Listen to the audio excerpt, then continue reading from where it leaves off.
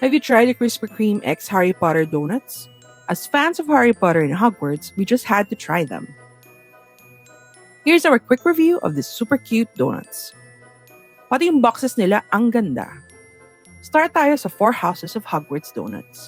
First up, the Gryffindor donut. Edible nga pala yung crest candy topper. Nakakahinayang kainin kasi ang ganda ng design. They dip the donut in red icing, then filled with cookie butter cream na lasang-lasa mo in every bite. Plus, may cookie butter crumble pa on top. This is my favorite out of all four. Next is the Hufflepuff donut.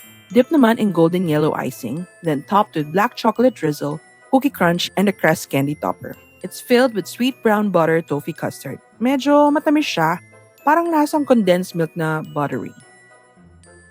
Sa Hogwarts house ko naman, the Slytherin, ba't ako nabubulol? The Slytherin donut.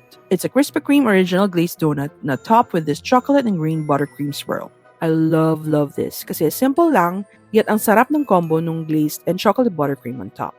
Finally, the Ravenclaw donut. It's original glazed din na covered with blueberry icing with blue sprinkles on top. Super subtle lang yung blueberry flavor, like we barely tasted it. Take note pala na humahawa sa dila yung blue color nito ah. Now on to the Sorting Hat donuts.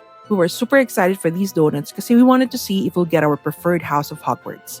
Each Sorting Hat donut is filled with surprise Hogwarts house colored cream.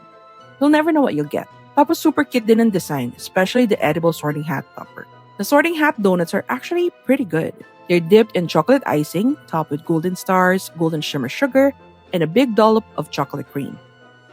We've bought 4 na so far, and first 2 we got Hufflepuff and Ravenclaw.